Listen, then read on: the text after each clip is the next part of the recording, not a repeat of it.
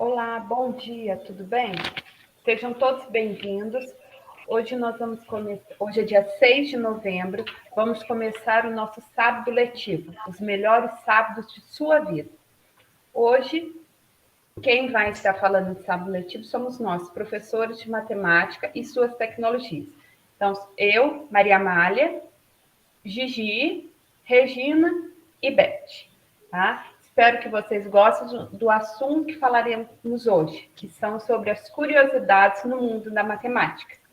Regina, devo passar a palavra para você. Obrigada, Paula. Bem, gente, nós vamos ver algumas curiosidades que eu tenho certeza que muitas vocês não sabem, não é? Outras vocês já conhecem. A nossa primeira curiosidade fala assim: você sabe quantas casas decimais do número π são conhecidas?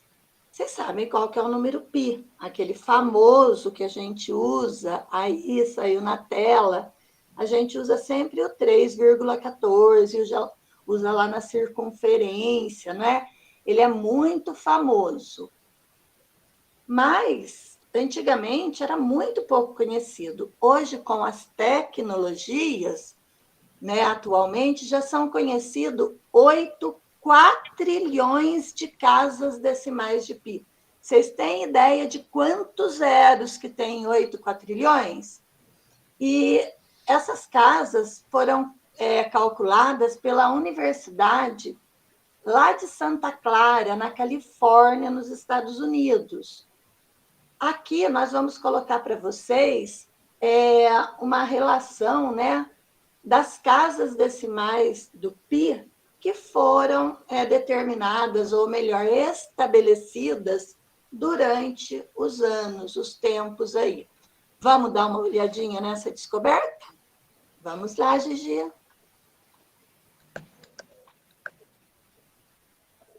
Olha só, gente. Começou lá em 1650 antes de Cristo. Os egípcios só tinham descoberto uma casa decimal depois da vírgula. Depois, em 250 anos de Cristo, antes de Cristo, Arquimedes, ele já descobriu 3 casas. Agora, vocês vão me desculpar esse nome aqui. Lá em 480 depois de Cristo, esse matemático aqui, agora vamos ver aqui, Zhu Zhongzi, não sei nem como que é, viu, gente? Já eram 7 casas. Depois, em 1424, já está mais perto de nós, né? O Jayat al-Kashi, acho que é isso que lê, já tinham 16 casas. Agora não dá mais para mostrar na mão, não é? Aí veio o Ludolf van Seulen, em 1596. O Brasil já tinha sido descoberto. 35 casas. Olha, já começou, né? Não dá para decorar, né? Depois, em 1794, George von Vega, 126 casas. E muita gente acha ruim do 3,14. Em 1824, Gauss, 200 casas. Vocês têm ideia de quanto que é isso, pessoal? Olha aqui, 1874, William Shanks, 527 casas decimais. Isso só depois da vírgula. Depois, em 1949, já pulou para 1.120 casas decimais. Aí são 2 aqui, ó, que descobriram isso. Levi Smith e John Wrench. Passado alguns anos, em 1961, foi o Jiang Loud e o Boyer, em 1973. 1 milhão. Esqueci de falar o de cima lá, né? 100.265, em 61. Eu nem tinha nascido. Em 73 eu já tinha nascido. Aí já foi para 1 milhão. Depois, em 1982, aí já estava começando aqueles computadores enormes, que ficava num quarto, né? Daí, olha lá para vocês verem. Foram uns japoneses aqui. Yasumasa Kanada, Sayaka Yoshino, Yoshiaki Tamura. Em 1982, 16.777.206 casas decimais. Em 1987, esse Yoshiaki Tamura e outros dois aqui, ó, Yusumasa Kanada, que era o mesmo, e Yoshinobu Kubo, já foi para 134.217.700. Ai, gente, aí em 1989, já não sei falar esse nome, 1 bilhão, 11 milhões, 196.691 casas decimais. Imagina. Depois, em 1997, 51 bilhões, 539 milhões e 600 mil. Em 1999, já está bem recente, 206 bilhões, 158 milhões, 430 mil. Vamos ver aqui, já não estou falando os nomes mais. Em 2002, aí vocês já estavam começando a nascer aí, né, pessoal? O Yasumasa Kanada, 1 trilhão, 241 bilhões e 100 milhões de casas. Isso mesmo, né, Li? Certo? Já estou até dando pinelzinho aqui. Em 2009, 2 trilhões, 576 bilhões, 980 milhões, 370 mil. É casa que não acaba mais, não é? Em 2010, só 11 anos atrás, já aumentou um pouquinho. 2 bilhões, 699 bilhões, 999 milhões, 990 mil. Fabrice Bellard. Depois, em 2010, ainda, já estourou aí, olha só, quase que dobrou. O Shigeru Kondo e o Alexander Yi. Foi para 5 trilhões. Chegou 2011, mais um ano, chegou em 10 trilhões. E depois, em 2013, lá na Universidade Santa Clara, foi para 8 quatrilhões. Gente, é muitas casas decimais. Dá para imaginar? Só no computador mesmo, só com as tecnologias, né? Certinho? É difícil, não é mesmo? Gente, se eu falar uma coisa para vocês, que eu tinha escutado falar disso daqui, mas é uma curiosidade aí que eu fui me informar mais. O que é um número capicua? Vocês sabem o que é isso? Parece o nome de bicho, né? Capicua, tipo capivara, sei lá eu. Um número é capicua quando lido da esquerda para a direita ou da direita para a esquerda. E ele representa sempre o mesmo valor, certo? Por exemplo, olha, vou colocar um aqui. 6.446. Se eu li da esquerda para a direita ou da direita para a esquerda, continua sendo 6.446. 434, a mesma coisa, da direita para a esquerda, da esquerda para a direita. 82.328, também. Vocês sabem algum? Bem simplesinho, só com 3 números. Por exemplo, um 121, tá? E muitos outros que tem. Então, é o número capicua. E o número mágico? 1089 é conhecido como número mágico. Por quê? Vamos ver. Guarda bem aí, 1089. Vocês vão escolher aí, enquanto eu estou falando aqui, lendo, vocês vão pensando nisso. Escolha um número qualquer de 3 algarismos distintos. Vocês sabem que distintos são diferentes. Aqui no exemplo está 875. Ok até aqui? Agora, gente, escreva esse número de trás para frente e subtraia o menor do maior. Então, se o exemplo aqui foi 875, menos de trás para frente é o quê? 578. Quanto que deu? 297. Agora, inverta esse resultado e faça a soma. O 297, de trás para frente, é quem?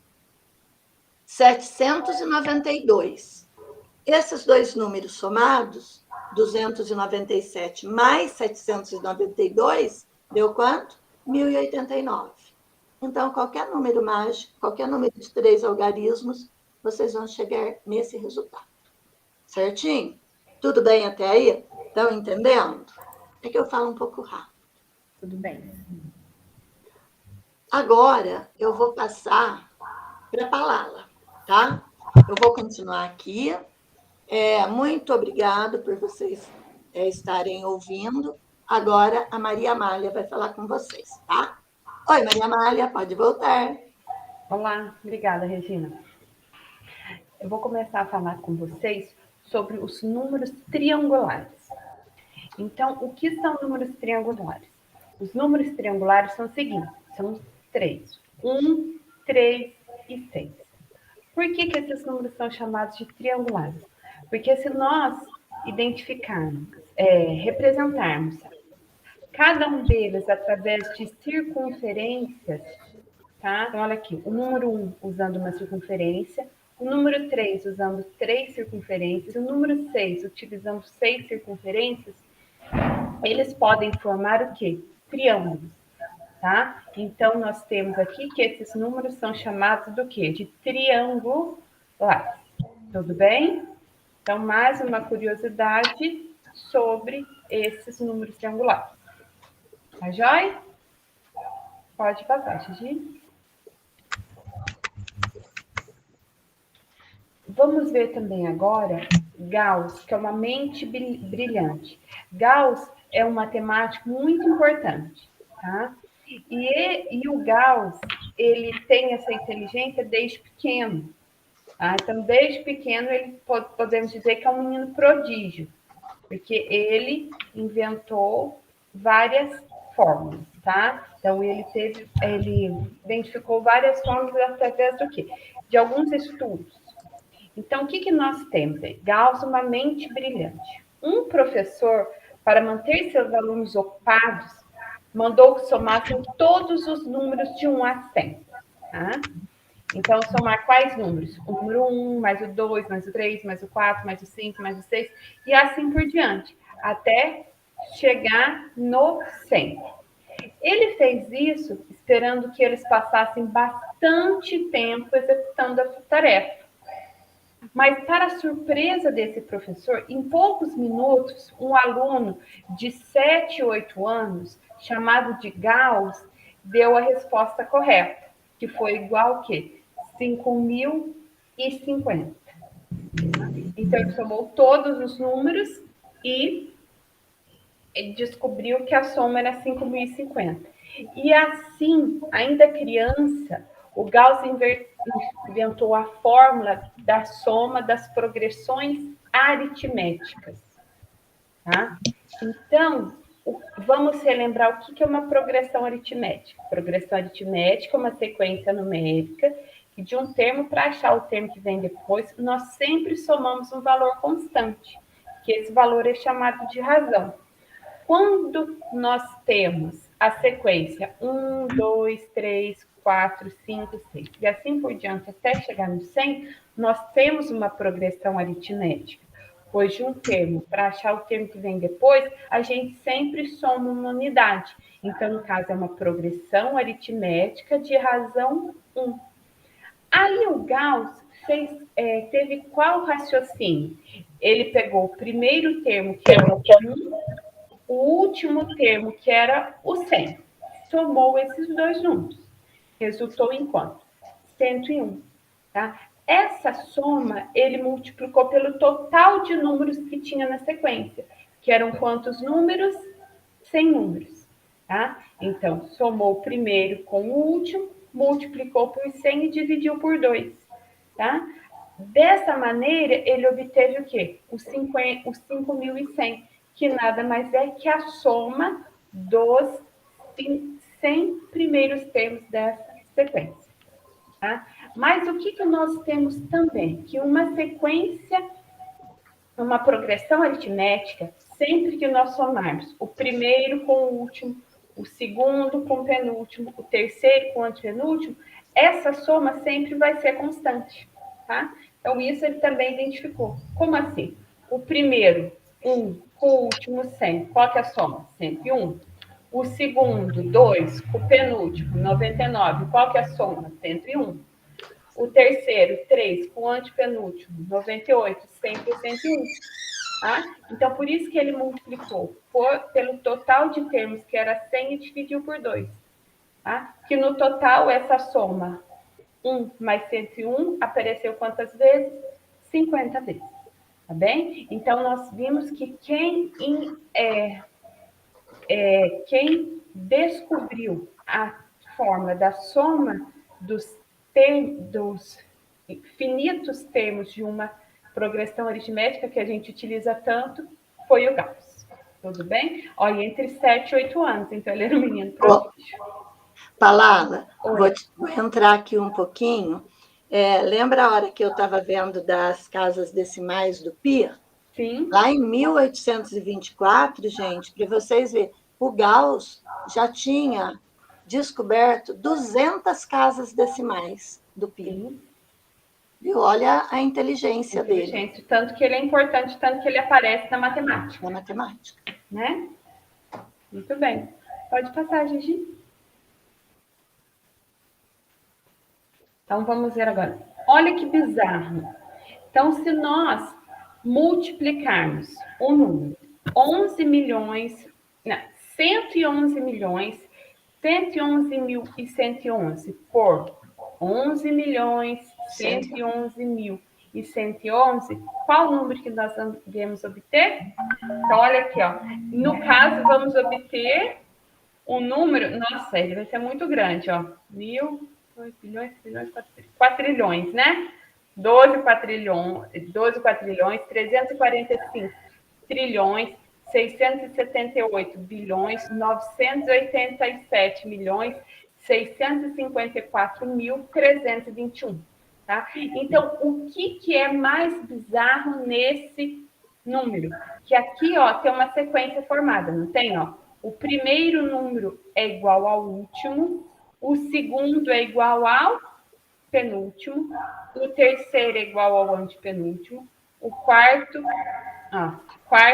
do começo para o fim é igual ao quarto do fim para o começo, o quinto do começo para o fim é igual ao quinto do fim para o começo. Isso acontece também com o sexto, com o sétimo, com o oitavo e com o nono. O nono está no centro. Ou seja, podemos concluir que, se multiplicarmos 11.111.111 por 11.111.111, qual será o resultado? Só escrever os algarismos. 1, 2, 3, 4, 5, 6, 7, 8, 9. E depois decrescente, né? Escrever esses números na forma decrescente. 9, 8, 7, 6, 5, 4, 3, 2, 1. Tá? Que número que ele é mesmo? Como que ele é chamado? Um número bizarro. Não, Capi. Não, no caso, ele capicuia, né? Que ele pode ter o mesmo valor, de frente para trás, no começo, isso. Capicuia também chamam de palíndromo, né? Nós temos os números capicuia, também temos palavras, né?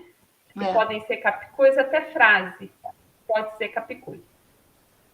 Tá bem? É bem interessante, né? Se a gente for ficar analisando.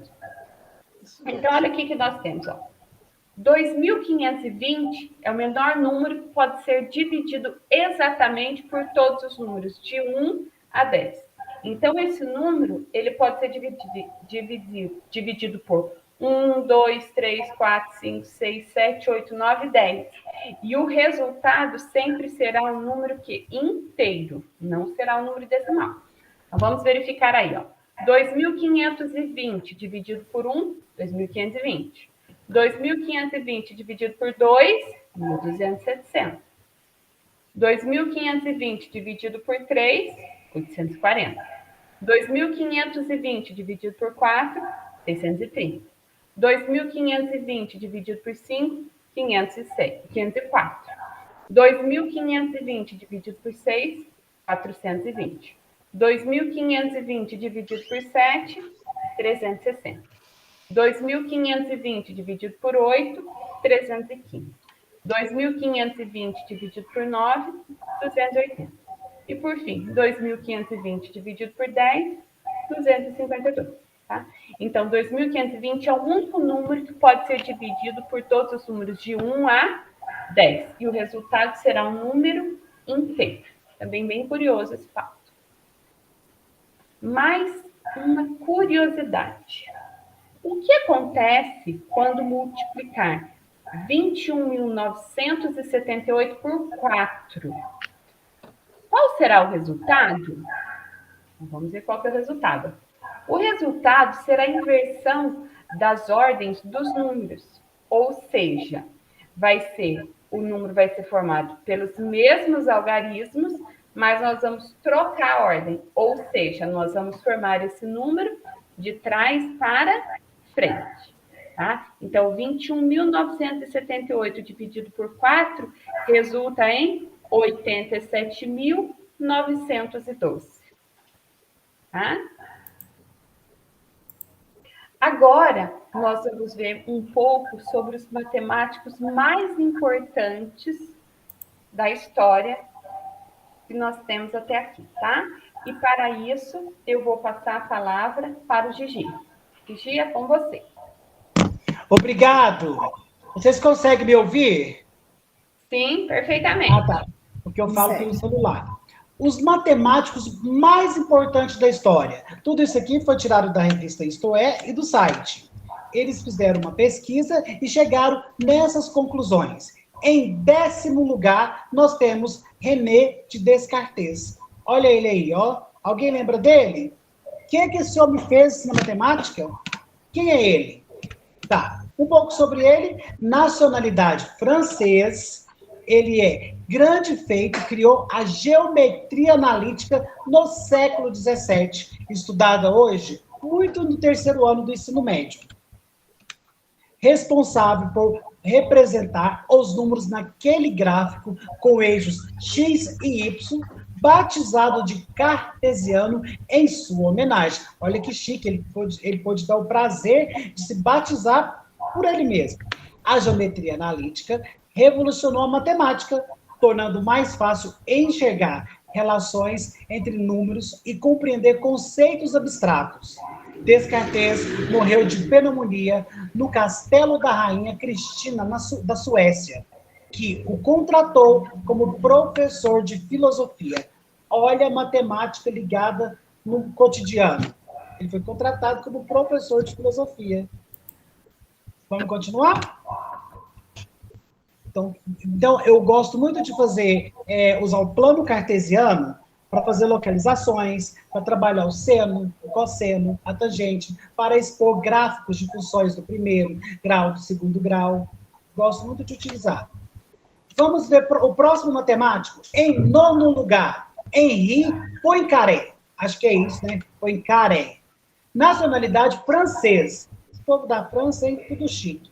Grande feito, inventou a topologia álgebrica no século XIX. A partir dele, passou-se a classificar sólidos imaginários como cubo, esfera e cones, por meio de teoremas. Olha para você ver a importância dele.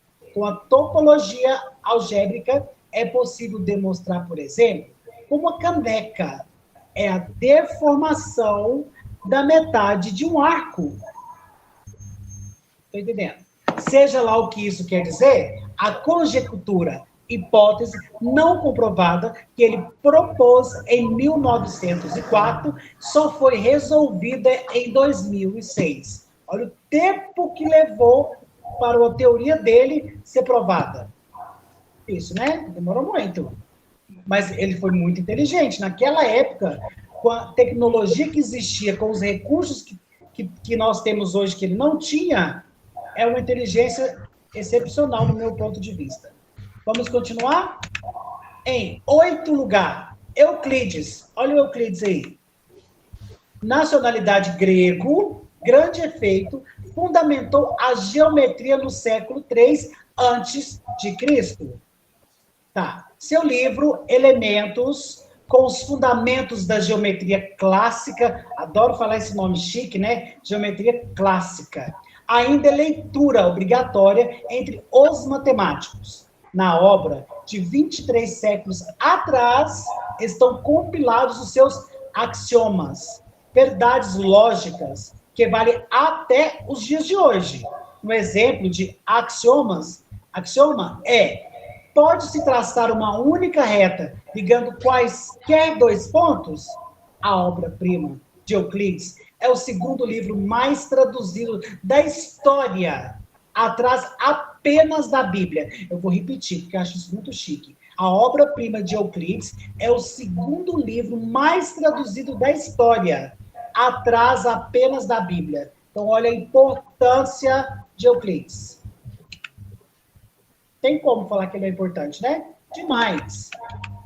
Vamos para o próximo. O 7º é esse aí, ó. Esse nome, Al-Khwarizmi. Acho que é isso.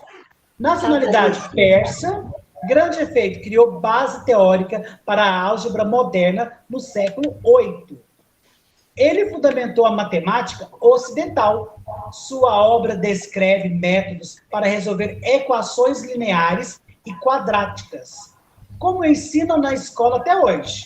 O italiano Fibonacci levou os ensinamentos desse homem, que eu não sei o nome, para a Europa, propagando o uso de numerais arábicos e dos algarismos de 0 a 9 para representá-los. Vamos ver o próximo? O 6º é o Arquimedes. Todo mundo já fez alguma coisa, atividade do Arquimedes, lembra desses nomes. Nacionalidade grego, grande efeito. Ele aplicou a geometria na prática, no século III a.C. Ele não fez teoria, as demonstrações dele, a princípio, primeiro, foi tudo na prática. Foi na vivência, no cotidiano do dia a dia. O principal matemático da antiguidade uniu o mundo abstrato dos números com o mundo real. É considerado pai da mecânica, por estudar forças, alavancar e densidade de materiais. Foi o primeiro a notar a relação constante entre o comprimento de qualquer circunferência e seu diâmetro. O número π, que a Regina falou no início, de bilhões, trilhões, quatrilhões de casas decimais, que a gente usa hoje em dia, principalmente os bancos, para ter códigos secretos de senha para dificultar os hackers. Arquimedes também era inventor. Entre seus trabalhos estão o parafuso de Arquimedes, usado para tirar água de dentro dos navios, e o aperfeiçoamento da catapulta. Isaac Newton, nacionalidade inglês. Eu adoro Isaac Newton. Grande efeito, criou cálculo no século XVII, responsável por avanços científicos que mudaram a humanidade, como a lei da gravidade universal, a lei de Newton, todo mundo fala, né? Isso de física. Newton também era um matemático notável, considerado um dos inventores do cálculo, disciplina avançada da matemática, ensinada nos cursos superiores específicos. Sem o cálculo, seria impossível medir precisamente o volume de objetos curvos ou calcular a velocidade de objetos em aceleração. Tá vendo o Newton que ele é importante? Tanto para a matemática, quanto para a física, para o seu cotidiano, entre outras disciplinas. Vamos acelerar aqui? Vamos. Em 4º lugar, a gente tem esse aí, ó, Leibniz. Nacionalidade alemão, grande efeito, criou cálculo no século XVII. Não era popular como Newton, porque Newton foi tanto que chegou a esconder o brilho desse. Mas quem o conheceu compara seu gênio ao de Da Vinci. Leibniz aprofundou o conceito de grandezas infinitesimais, ou seja, infinitamente pequenas, que pelo nome pode até não parecer, mas são muito relevantes na matemática. Newton acusou de plágio, mas ficou comprovado que ambos desenvolveram estudos sobre o cálculo ao mesmo tempo, chegando às mesmas conclusões. Em terceiro lugar, nós temos Évariste Galois. Ele é um francês, criou as estruturas algébricas do século XIX, ele era rebelde genial. É o único grande matemático cuja obra não tem erros, talvez por ser muito curta. Seu principal trabalho foi em polinômios e estruturas algébricas, o que o levou a solucionar problemas em aberto desde a antiguidade. Especialistas acreditam que se não tivesse morrido aos 20 anos em um duelo, seria o número da nossa lista. Seria o número 1 da nossa lista. Vamos lá? Em segundo lugar, está o Gauss, alemão. O Gauss, a Maria Amália falou dele no início, né? Da descoberta dele, da inteligência dele, que com 8 anos já tinha descoberto progressão aritmética, depois ele seguiu descobrindo a progressão geométrica, ele foi demais. Ele era o alemão mais completo matemático da primeira metade do século XIX. O Princípio de Matemáticas publicou aos 21 anos sua obra-prima sobre a teoria dos números. Ele morreu aos 77 anos como o maior generalista da matemática, contribuindo em áreas como estatística, análise geometria, diferencial e geodésia. Para citar poucas, a extinta nota de 10, Marcos, alemã, trazia um retrato do matemático como uma de suas invenções, a curva de Gauss, que sempre aparece em gráficos estatísticos. Agora vamos para ele, gente. Em primeiro lugar está Euler, Leonhard Euler. Suíço, grande efeito, revolucionou quase toda a matemática do século XVIII. Tinha que estar em primeiro lugar mesmo, né? Seus quase 800 livros fundamentaram campos que seriam estudados futuramente, como a topologia, e revolucionou quase todos os que já estavam em voga, como cálculo e funções, ao solucionar um problema que ligavam duas ilhas de uma cidade antiga Prússia, fundou a teoria dos grafos, que possibilitou o surgimento da topologia e é usada hoje, por exemplo, para montar as tabelas de campeonato brasileiro. Ele ficou cego aos 50 anos e passou a ditar seus textos ao filho. Muitos matemáticos avaliam que seu trabalho ficou mais rico após perder a visão. O matemático francês, François Arago, declarou que Euler calculava sem esforço nenhum como os homens respiram e as águas mantêm-se no ar. E as águias mantêm-se no ar. Tinha falado água. Essa foi a parte da teoria, né? Que a gente fala sobre os matemáticos. Eu tinha pedido 4 alunos para responder um jogo.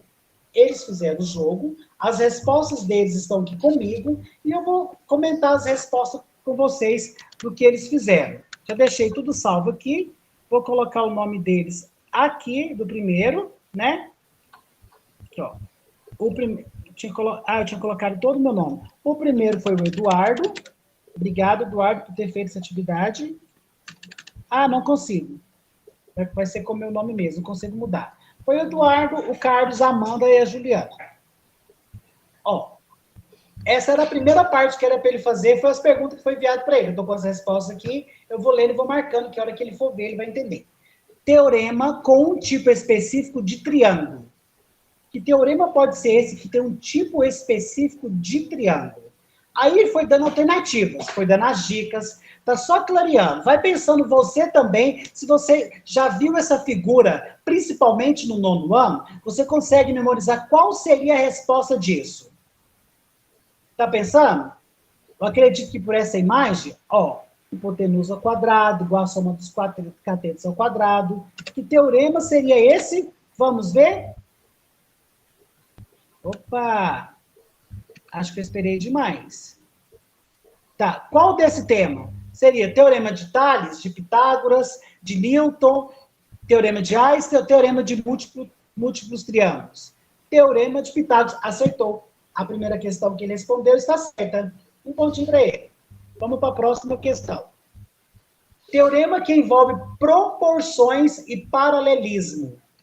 Gente, essa é bem simples, né? Se eu colocar duas retas paralelas e duas transversais, é o teorema de quem? Ele respondeu isso muito rápido quando ele fez. Ó, vou deixar só clarear mais um pouquinho a imagem. Você já vai lembrar disso no 7º ano, no 8º ano. A gente fez muita atividade sobre isso. Ok, já é possível vocês responderem. Vamos responder? Vamos ver. Teorema de Mileto.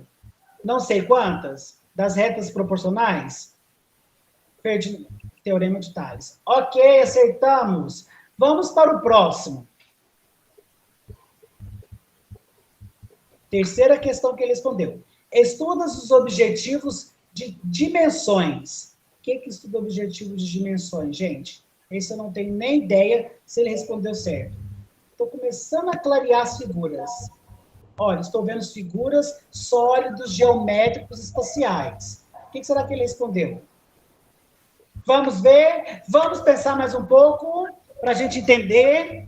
Olha aí, ó. Olha essas figuras. Estou vendo um cubo, uma esfera, eu estou vendo um cone, um paralelepípedo, eu estou vendo uma pirâmide com base... Acabou o tempo, peraí. Apertar aqui antes que eu fujo. Isso é estudado em quê? Na geometria.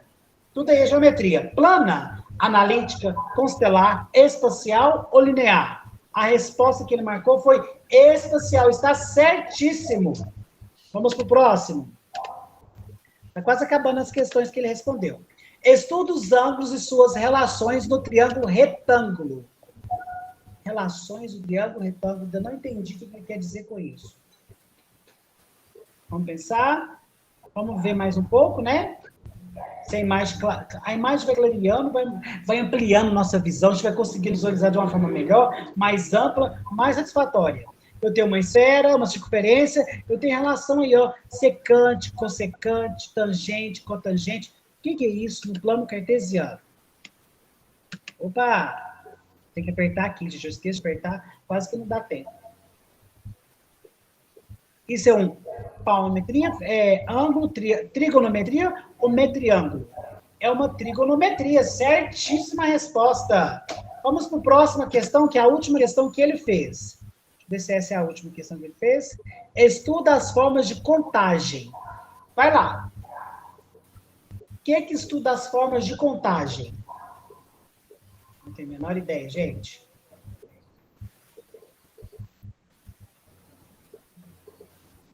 Está clareando. Olha a imagem aparecendo, vai nos dando a possibilidade de entender pela visualização. A forma de contagem. Olha, eu tenho 3 calças, 4 camisetas, 3 bermudas. Quanto que dá isso? Isso é o quê? Ele vai fazer esse cálculo, né? 3 vezes 4, 12. Isso ele calculou o quê? É uma cometragem, análise de caso. Mamãe mandou eu escrever análise de conjunto ou análise combinatória. Eu acho que ele fez uma combinação. Certíssima resposta. Ele acertou tudo. Ok? Essas foram as respostas do Carlos, do Marcos. Agora vamos ver a do Carlos. O Carlos fez esse aqui, ó. Não consegui mudar o nome, vai ao meu mesmo, né? Vocês estão visualizando aí, meninas? Sim. Aí, né? Tá. A fórmula da equação do segundo grau é o quê? A fórmula da equação do segundo grau, ela é composta por ax ao quadrado mais bx mais c igual a 0. A fórmula da equação é essa que tem um f, a fórmula da função. Isso aqui também é uma função, a função é essa aqui. Certíssima resposta. Ele acertou, Carlos. Vamos ver o próximo? A fórmula de ΔE. bebi 4 açaí. B ao quadrado menos 4AC. Bebi 4 açaí. Tá aqui, certíssimo também. Vamos para a próxima. A fórmula de Bhaskara é qual? Não sei. Menos B, mais ou menos raiz de delta, sobre 2 vezes AA. O delta é o B ao quadrado, menos 4AC. Bebi 4 açaí. Então, é essa a primeira fórmula. Parabéns, o Carlos aceitou também. Vamos para a próxima. Achar a raiz da equação x ao quadrado menos x menos 20 é igual a 0. Olha, 1 igual a 3, x1 igual a 3, x2 igual a 7. 3 vezes 7 dá 21, tem que dar 20. 2 vezes 10 dá 20. Mais 10 menos 2 não dá 1. 5 vezes 4, 20. 5 menos 4, 1. É essa. Certíssimo. Aplicamos lá tudo naquela equação, nas fórmulas das equações, conseguimos chegar à resposta. Acha a raiz da equação. Eu vou pela multiplicação, que a chance de errar é menor. 7 vezes 1, 7. 7 mais 1, 8, com sinal trocado. Acertamos. Então a resposta é essa, certíssimo, sem erro. Tá quase acabando, gente. Obrigado por vocês terem acordado nesse sábado maravilhoso e participar com a gente. Mas vamos continuar. Para que x seja igual a 1, seja a raiz da equação. 2ax ao quadrado mais 2 ao quadrado menos a menos 4x menos 2 mais a ao quadrado igual a 0. Os valores de a devem ser. Olha, ele respondeu a letra D. Ah, era a letra C. Pelo menos não tinha que errar, né? Acertando demais, meu gosto. Dentre os números menos 2, 0, 1 e 4, quais deles são raízes desta equação? Se eu multiplicar aqui, ó, 2 vezes 4 dá menos 8. 4 menos 2 dá 2 com sinal trocado. É isso, certíssimo, aceitou. Se eu tivesse prestado um pouquinho de atenção, eu tinha respondido a outra para ele, para ajudar. Acha a raiz da equação. Gente, é o número que multiplicado vai dar 4, somado vai dar 3. Pensa aí. Qual raiz? No caso aqui é só uma que eu vou escolher. Ó, vamos fazer rapidinho? Delta, B ao quadrado menos 4AC. Então vai dar 9, e aí? 9 mais 16, 25. Então, raiz então é 5. 5. Então, vai ser 3 mais ou menos 5, 8 dividido 4. O que eu fiz? Ah, é 1. Foi a outra parte negativa, né? Coitado. Resolva a equação. Ah, isso aqui é fácil. 2 vezes 3 dá 6. E 3 mais 2 dá 5. Certíssimo. Ô, gente, tá quase acabando, tá? Esse é o único que foi o Carlos fez isso, porque ele disse que gostava muito de fazer equação de segundo grau. Então, deixei ele fazer essa, que era a maior de todas, tá? 12. Se eu multiplicar 2 vezes 6 dá 12. 2 mais 6 dá 8. Ele acertou essa certinho. Acho que ele errou só uma. Resolva a seguinte equação do segundo grau. Isso aqui, gente, eu vou pegar esse 49, passar para o outro lado, vai ficar positivo. Vou jogar o 2 em forma de raiz. A raiz de 49 é 7, porque 7 vezes 7 dá 49. Então, vai ser menos 7 e mais 7. Ok? Certíssimo. Qual das seguintes fórmulas não é da equação do segundo grau? Fórmula da equação. Isso aqui é a fórmula da função. É essa. Certinho. Acabou. Agora eu vou para a próxima, que é o da Amanda. Tá quase acabando a aula, viu? A Amanda fez essa. Análise dos gráficos do ensino médio. Uma pesquisa de opinião foi realizada para avaliar os níveis de audiência de alguns canais de televisão. Dentro das 20 e 21 horas, durante uma determinada noite, o número de residências atingidas nessa pesquisa foi de aproximadamente, é só eu somar, 30, mais esse aqui, mais esse, mais esse, mais esse. Eu vou somar aqui 10, mais 20, 30, 40, 50, 60, 70, 80, 90, 190, vou jogar 200. Certíssimo. Por causa da aproximação desse com esse que não sabia valores exatos. Ok? João recebe por mês o salário de R$ 1.500 pelos seus gastos no final do mês. Nessas condições, É correto afirmar que João gasta no final do mês. Ó, correto afirmar que João gasta no final do mês. Água, é isso, energia, transporte, alimentação e aluguel. Se ele ganha 1.500, letra A, com aluguel, ele gasta R$500 com aluguel ele gasta metade do salário dele, então não é. Letra B, 375 com alimentação. A alimentação é o 4. Ele gasta 750 dividido por 2, eu acho que é esse aqui mesmo, 7x5. Vamos para a próxima? Uma enquete realizada em março de 2010 perguntava aos internautas se eles acreditavam que as atividades humanas provam o aquecimento global. Eram 3 alternativas possíveis e 279 internautas responderam à enquete. Como mostra o gráfico? Analisando os dados do gráfico, quantos internautas responderam não à enquete? Gente, é só pegar esse número e calcular 25% dele. Vou até fazer aqui ao vivo com vocês, para vocês visualizarem aqui, ó. Calculadora.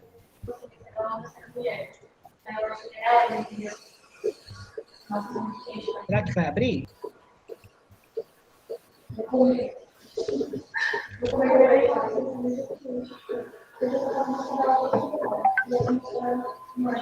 Abriu aqui, né?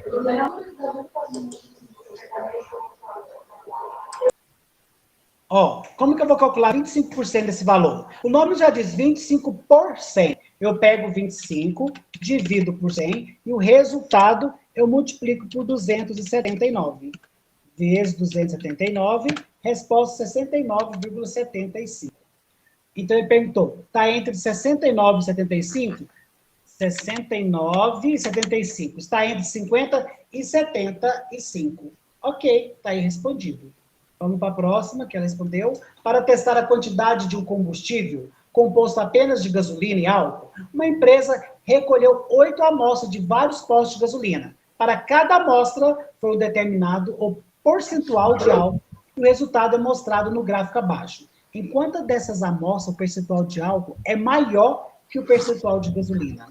Olha as amostras. Em quantas? O que ela respondeu? Álcool, né? Isso aqui é o álcool. Ela respondeu que foi essa. Ah, não foi essa, não. Era 3. Tá, né? Vamos concluir aqui. Os alunos da terceira série do ensino médio da Escola Malta fizeram uma prova de matemática, com 5 questões. Eu devia ter voltado lá e respondido, né? O gráfico mostra quantos alunos acertam o mesmo número de questões. 30 alunos acertaram exatamente 4 questões. Qual das afirmativas a seguir é verdade? 5 questões, 30 alunos. 30 alunos acertaram 4 questões. 30 alunos aqui, 4 questões. Essa aqui, ó. A alternativa é essa. Apenas 10% do total de alunos? Ele quer saber a porcentagem. Terceira série, 30 alunos, 4 questões. Uma prova de matemática, 5 questões. Tá. 10% do total dos alunos acertaram todas as questões? Não. A maioria dos alunos acertaram mais de 2 questões? Acertaram? A maioria acertou mais de 2 questões. Mas não era essa, era essa aqui, ó. Acertaram pelo menos 4 questões. Aqui, ó. O gráfico abaixo está representado a população da cidade 1, 2, 3, 4, 5 em 1990 e 2000 em milhares de habitantes. Em 1990, a população da cidade 2 era de 60 mil habitantes. E em 2000, a cidade 4 tinha 150 mil. A cidade que teve o maior aumento percentual de população foi qual? Olha, se observar, para mim foi essa cidade aqui, ó. A quarta. Foi não? Por que foi a primeira? Não sei. Agora vamos fazer aqui, ó, a última, que era da Amanda. E acabou. É o que tem para hoje. Principais conceitos da matemática financeira. Capital, lucro, montante, juro e taxa. Capital, acréscimo, desconto, lucro, montante, juro, taxa e taxas de juros. Ó, opa, já apertei direto, né? Tá aqui. A primeira resposta dela é essa. é o valor acrescentado de uma transação comercial em relação à taxa percentual do capital. Taxa percentual. O acréscimo, era acréscimo. Eu estudei errado. É o valor retirado de uma transação comercial em relação à taxa percentual do capital. A taxa percentual. É o valor retirado de uma transação comercial em relação à taxa percentual do capital. É o desconto? É o acréscimo ou é o lucro? É o desconto, gente, porque se retira o desconto. Não, acertou não. É o valor ganho em uma transação comercial considerado como rendimento positivo obtido por meio de uma negociação. O que é isso? É o lucro? É o lucro. Acertou. Tá acabando, gente. Falta só 6 perguntinhas. É a unidade utilizada para representar parte de um todo. O que a gente usa a unidade para representar parte de um todo? A taxa percentual. Está certo? Resposta. Questão de número 6. São os reconhecimentos, são os rendimentos aplicados de capital com um certo período. São os juros. Está acabando? Nós temos mais 8 minutinhos de aula ainda. Os juros são classificados em compacto e composto, pequeno e grande, simples e composto, percentual simples e composto. Simples e composto. Vamos, chegando no final. Tia, tô aí. É a soma do capital com o juro, ou dinheiro adquirido após uma transação. É o montante. Estamos chegando. Qual é o nome dado à divisão de um número qualquer por 100? Taxa de juros? Centenário? 100 ou porcentagem, que é o que nós estamos tratando agora, não é isso? Qual é o valor de desconto de 10% do celular de 1.500? 1.500 é 150, que é 10% de 1.500. Gente, essa foi a resposta que ela fez, tá? Eu agradeço a participação de todos vocês por essa aula de hoje, as minhas colegas professores que se dispuseram a participar com a gente, né? E muito obrigado por tudo, por vocês. Esse foi o sábado letivo de matemática, meu, da Maria Mária, da Beth, da Regina. E a gente encerra o ciclo dos sábados letivos de matemática da área de exatas. Não é, meninas? Foi muito bom estar com vocês nesses sábados letivos. Foi mesmo. Tá? Obrigada, meninas. Obrigada, pessoal. A gente se vê segunda-feira. Tenha todos um bom dia, um bom final de semana. Aproveitem e até. Tchau, pessoal. Um abraço. Obrigado, gente. Tchau. Tchau, tchau. Tchau, tchau. Beijo para todo mundo. Beijo. Obrigado. Tchau, tchau.